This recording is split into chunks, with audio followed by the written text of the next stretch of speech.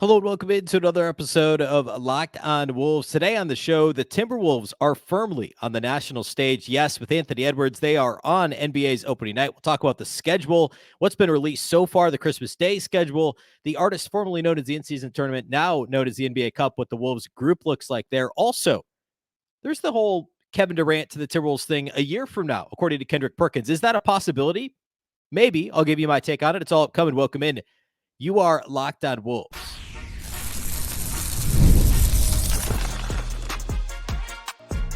You are Locked On Timberwolves, your daily Minnesota Timberwolves podcast. Part of the Locked On Podcast Network, your team every day. Hello and welcome to the Locked On Wolves podcast, part of the Locked On Podcast Network, your team every day. My name is Ben Beecken. I'm the host of Locked On Wolves. Today's episode is brought to you by FanDuel. Make every moment more. As the playoffs are now over in every other sport, the Olympics are over. It's really officially the end of summer, the dog days of summer. The sports are just not sportsing like we want them to. But for the rest of this summer, FanDuel's still hooking up all customers with a boost or a bonus daily. That's right. There's something for everyone every day, all summer long. Visit FanDuel.com to get started.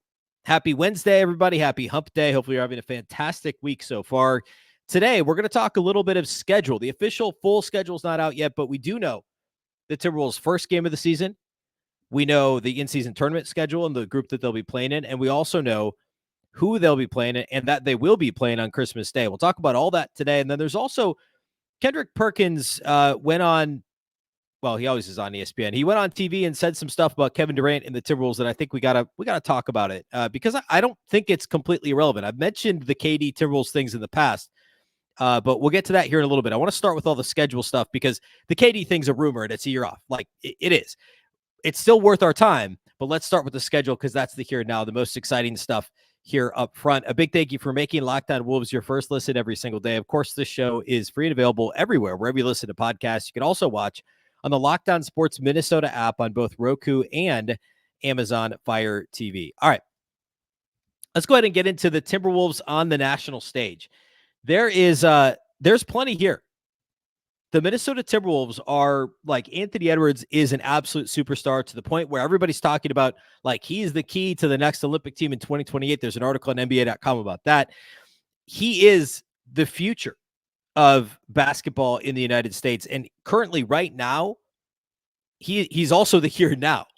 And I don't know, even the Jimmy Butler year when they had a bona fide top 10 player at the time, top 15 player, we'll say, combined with Karl-Anthony Towns, who had recently been the rookie of the year, like that year they got a Christmas Day game. They didn't get to play on opening night. And opening night, like it was reported a little while back now, maybe about a week ago, that the Timberwolves would be playing on Christmas Day. But now we know that they will also be playing on opening night this season. So the Timberwolves' opening night opponent this year will be the Los Angeles Lakers. The Wolves at the Lakers will be the second game. I think it's usually TNT. The first game will be Knicks at Celtics. Makes sense, of course, right?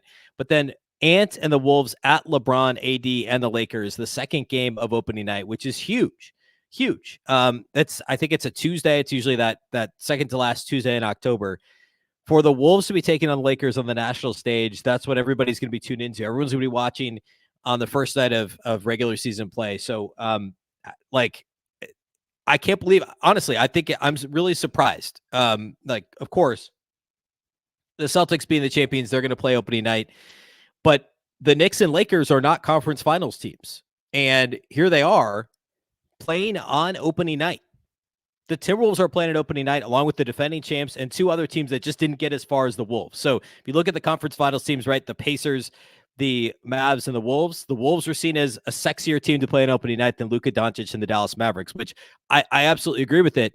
But like, this is a moment. Like this is a real thing that's happening for Timberwolves fans to have that, national light. And frankly, at this point, international light being shown on the Timberwolves is amazing. The other piece that we talked about a while back is Christmas Day. The Timberwolves will play the Mavericks on Christmas Day. The time hasn't been announced. But like when Shams Charania announced it on, I think he was on initially, it might have even been the Pat McAfee show when he announced it. Like the graphic that he has them as the second game of the day. I don't know if that's happening or not, which would be 1 or 2 p.m. Central. So we'll see. But not the worst time for me personally to be viewing that game if I'm going to be watching it live on Christmas Day. But Spurs Knicks. So of course the Knicks also on Christmas Day. The Lakers will play on Christmas Day later with the Warriors, and Wolves Mavs. Yeah, that makes sense too because they're probably going East Coast to West Coast, and then Sixers Boston middle of the day, and then Lakers Warriors Nuggets Suns at night. So opening night, doubleheader. Your Timberwolves against the Lakers. Christmas Day, your Timberwolves against Luka and the Mavs, which is huge. The other thing that's come out now is and this was officially announced. Like the Shams stuff is just Shams being Shams, like announcing that this is happening before it's officially been announced. But NBA Cup, which is the artist formerly known as the in-season tournament, it will be known as the Emirates NBA Cup this year. The groups and the group play schedule have been announced. So the Timberwolves will be in they'll actually be the headliner of Group West A. Okay, Group West A. So the Timberwolves are the headliner of the group as the number one seed, if you want to call it that, based on last year's finish. They are with Portland, Sacramento, Houston, and the Clippers. Okay, so think about that. I mean, that group is Houston's obviously a bit on the rise. Sacramento is probably going to bounce back a little bit next year, and the Clippers will not be as good. Portland still shouldn't be good. So it's a favorable group to be in order to, if they want to advance. Remember, last year they had a shot to advance, and Sacramento eliminated them. So they're back in the same group with Sacramento once again. So at Portland is their first game of pool play or group play, I guess, when it comes to the in-season tournament or the NBA Cup. I guess if we're going to call it by its actual name, the NBA Cup. Wolves at Blazers on Tuesday, November 12th, and then they're at the Kings that Friday, the 15th at Sacramento. The final two games will be at home. So a couple weeks later, it's the Tuesday, I believe, leading into Thanksgiving. They'll be at home against the Rockets. And then Friday, the day after Thanksgiving, they have an ESPN game. Their only nationally televised game of the in-season tournament schedule will be at home on a Friday night against the Clippers, which of course would give them a shot, presumably, to clinch the group and advance to the tournament portion of the NBA Cup. So a favorable group overall to be in. Like, for instance, Group B, West B in the West is a disaster. Like, you don't want to be in that group. It's the Thunder, the Suns, the Lakers, plus the Jazz and the Spurs. Like, it could not get any harder than that. You have the worst team in there is supposed to be the Spurs, but they have Wemby. The Jazz are among bad teams. They're not horrible. Obviously, the Lakers have LeBron, even if they weren't a playoff team. And then you have Phoenix, which could be a little bit resurgent this year with the coaching change, the addition of Tyus Jones, and the hopefully relative health for their sake. And then, of course, OKC, who a lot of people are saying is a finals favorite. Then the other group in the West is also much harder than the Timberwolves. The Nuggets, the Mavs. So 2 years ago, the champion, the Mavs, who went to the finals this year, the Pelicans, who were a playoff team, the Warriors, who should be a playoff team, and Memphis, who will be healthy and improved with Ja Morant. So you could argue that, three of the worst four teams in the entire conference are in the Wolves group. Portland, the Clippers, and I don't know, Houston and Sacramento are both kind of fringy playoff teams. But there's no other top 4 or 5 teams in the conference. Like, no one in their right mind is going to pick Sacramento or Houston to finish in the top 5 in the West, and no one's picking the Clippers or Portland. But you could pick OKC, Phoenix, the Lakers. You could pick the Mavs, the Suns. I said that. The Mavs, the Nuggets, even the Pelicans. Like, all those teams, you could say with a straight face, they're going to finish top 5 in the West. And, like, that makes some sense. But instead, they're spread out in the other groups, and the Wolves only have to contend with Sacramento, Portland, Houston, and the Clippers. So very favorable draw for Minnesota in terms of the in-season tournament, or again, now known as the NBA Cup. So looking ahead at that, not too bad for the Timberwolves. All right. Next, I want to talk a little bit, put a bow on some more Olympic stuff, and then we'll talk about the Kevin Durant rumor, because we have to address that. So we'll get to all that here next.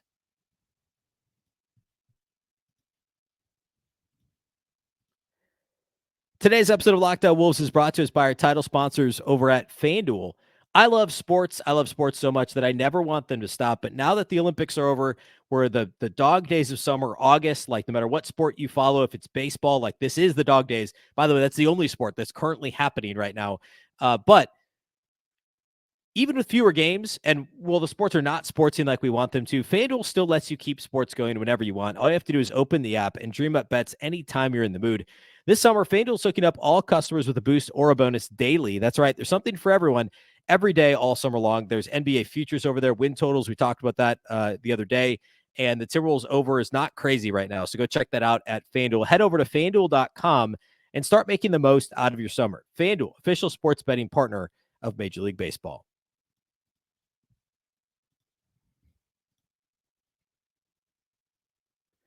A big thank you once again for making Locked On Wolves your first listen of the day. For your second listen, enjoy the Locked On NBA podcast. There's no offseason in the NBA, and Locked On NBA provides daily basketball analysis from national and local experts in 30 minutes or less. No one keeps you as informed and entertained as Locked On NBA. Available on YouTube or wherever you get podcasts. Part of the Locked On Podcast Network, your team every day. Okay, so let's set up. Well, actually, no. Let's do the Olympics thing first. And I referenced this earlier, the NBA.com article about Ant potentially leading the roster for the USA next Olympics. And the thought process here isn't too difficult to see, right? Like, look at the current roster. Like, LeBron's going to be done. I know it feels like he could never be done, and he was one of the best players on the floor, period, full stop, in the Olympics this year at 39. But he's not going to be in the Olympics at 43. Steph's very unlikely to be in the Olympics in 4 years. Durant will not be in the Olympics in 4 years. In terms of health, like, look at Embiid, look at Davis, those guys, well, I guess Davis more age, Embiid more health. Like, are those guys going to be able to be on the floor? Beyond that, like, there's other guys on the roster who will have a shot. Like, Devin Booker somewhere in the middle there, right? Like, he's going to be a little bit on the older side, but theoretically could still be on the team. But, what would his role be at that point when Ant will surely have passed him by in terms of overall league pecking order or shooting guard pecking order, whatever you want to call it, for that position. So it's obvious that Anthony Edwards should be the face of this team. And this Sean Powell article at NBA.com says that. The headline is Anthony Edwards leads potential 12-man roster for USA in 2028 Olympics. He goes on to list 12 possibilities for the LA Games alphabetically with their age in parentheses. So he's got Bam Adebayo, who of course played a big role off the bench this year for Team USA, and he'll be 31 in 4 years. So very likely he's on the team if he wants to be on the team. Paolo Banchero was, of course, on the FIBA team last year. He's listed here. I could absolutely see that. His game fits the international game fairly well. He's got Devin Booker on here as well. I talked the other day about how I thought, like, as much as I touched on this on Monday's show, the Devin Booker versus Anthony Edwards in terms of NBA player, I would take Ant over Devin Booker. And I'm not talking about like now forward. I'm just saying in a vacuum, who's the better player? I think it's Ant. I think it's because of the defense.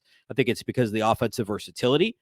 But in terms of what Devin Booker did in this tournament, I thought it was undervalued. I thought he was fantastic at the Olympics, and we have to give him props for that, winning his second medal. Second gold, I should say. So Devin Booker very likely will be on the team. They've got Mikal Bridges on here.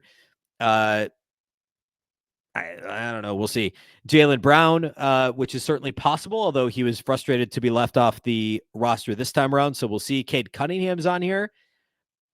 I don't know about that. A lot could change in 4 years. Ant's on here. He'll be 27 in 4 years. De'Aaron Fox is on here. That's possible. I think the fit with him and Ant would be pretty interesting, to say the least. I think that's probably the best word to use there.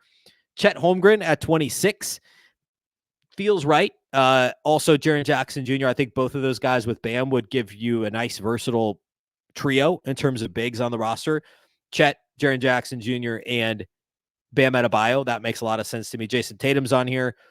That's possible. Do him and Jaylen Brown both do it. And then Derek White, of course, was fantastic in the playoffs, in the Olympics. So that seems like a pretty fair roster, but Ant will be the best player of those in 4 years. He'll be the youngest of all of them, unless, like, say, Cade is on the team. He's only a year younger than Ant, though, believe it or not. And so is, I think, Paolo Banchero might be 2 years younger. So those would be the only exceptions or only players that would be younger than Ant in 4 years. But no matter how you slice it, Ant's the leader of that group. And yes, as I said, a lot can change in 4 years, but Anthony Edwards is very likely going to be the face of Team USA basketball come next Olympics. All right. Let's go ahead and head right into the Kevin Durant conversation. This is pretty interesting. I had alluded to this on the show way back, I think actually on a Minnesota basketball party episode, which we do on Wednesdays, which, by the way, shameless plug, the next episode in your feed today on Wednesday will be the basketball party. It's actually up on YouTube. We do it live 9 a.m. Wednesday mornings, and then later in the day, that audio will be here on this feed on Locked On Wolves, myself and some other panelists, Reggie Wilson from Care 11, the sports anchor, Jack Borman, formerly Canis Hoopus, and also Ron Johnson, the Ron Johnson Show. Those guys will be on. I'll be on the show this Wednesday. And anyway, several weeks ago, I talked about the possibility of Kevin Durant in the future coming to Minnesota if this is the major if the Timberwolves decide that they must move on from Karl-Anthony Towns, which is primarily motivated by finances, and we've talked about that before, and it's much discussed that in order to avoid the luxury tax and eventually the repeater tax, the Timberwolves will need to move off of somebody. Karl-Anthony Towns is going to have more trade value than Rudy Gobert. He makes more money than anybody else on the roster. They're not trading Ant. He is the biggest number to move, which makes him more palatable to move than, say, a Jaden McDaniels or even a Naz Reid, although both of those guys, especially Naz, will be on the table as guys who could be moved in the coming years. But Cat is the one that makes the most sense. And his fit with Rudy and Ant is, well, I think it's great. It's also, a little bit tenuous at least. And he's also the most injury prone over the last few years of that group. So all that to say, if you buy that Karl-Anthony Towns will be traded at some point, and again, I'm not saying before the start of the season, I'm not saying at the trade deadline, although we can't rule it out completely. I'm talking next summer, whether it's June, July, August, next summer. If the Timberwolves are motivated to complete a Karl-Anthony Towns trade, you could do a lot worse than Kevin Durant. And I'm setting aside all the Ant stuff, and I'll mention it because we have to. But the motivation for the Timberwolves to do this trade isn't because Durant is better than Karl-Anthony Towns or a better fit than Karl-Anthony Towns. Now, right now, in a vacuum, he is better than Karl-Anthony Towns. But obviously 3 years from now, Durant's likely out of the league or, very limited, and it's Towns that's the better player. That's very likely. But right now, Durant is still the better player. But the reason you make this deal is the combination of those things. Durant can give you that quote-unquote stretch four ability that Karl-Anthony Towns gives you. With, I would argue, less defensive versatility at this point, although 18 months ago we wouldn't have said that, right? We would have said Durant's a more versatile defender, but given the age and what we've seen from Cat in the last year and a half, I think it's fair to say Cat gives you more defensive versatility. It's because he's the ultimate stretch four at this stage in his career. He's one of the best shooters of all time, arguably the best, certainly one of the best. I don't want to wade into the best of all time conversation for this, but like one of the best mid-range jump shooters of all time, certainly the best of this generation, bar none, is Kevin Durant. And offensively, he would be a perfect fit with Anthony Edwards and whoever else, whether at that point it's Rudy and Naz Reid playing the, backing you up still at the 4 and the 5 a year from now. But Naz is likely gone too. So then there's plenty of other dominoes here to consider. But the Kevin Durant piece is like that fit, like Kevin Durant would fit with any team, but it's entirely possible. I want to get a bit more into the financial motivation here and what that looks like. And I'll read a bit of an excerpt from a write-up that somebody had online as well to talk a bit about it too. So, and then of course there's the Kevin Durant friendship, the I don't know that we call it mentorship since they're not actually on the same team, but that relationship as well. So we'll get to all that here next.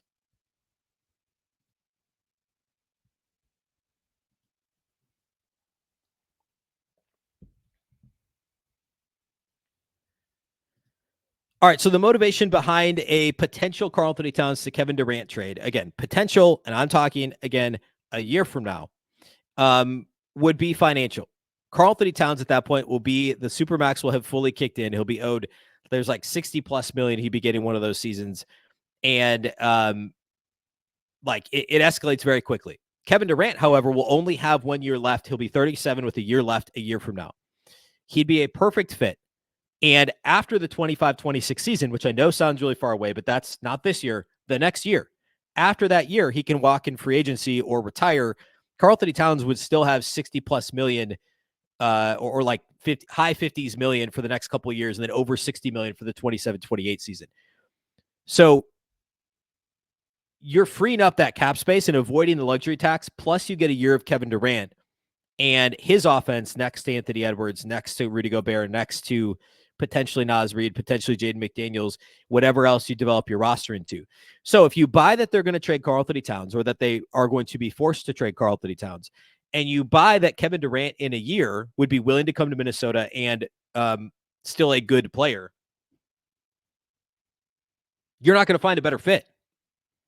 You really aren't. Like Kevin Durant, I said this before, he's a perfect fit on any team, but he'd be an absolute seamless fit in Minnesota. If you have a starting lineup of, at this point, it's not going to be Mike Conley, but call it Rob Dillingham. Like, we're talking 12 months from now. I get it. 12 months from now. Stay with me.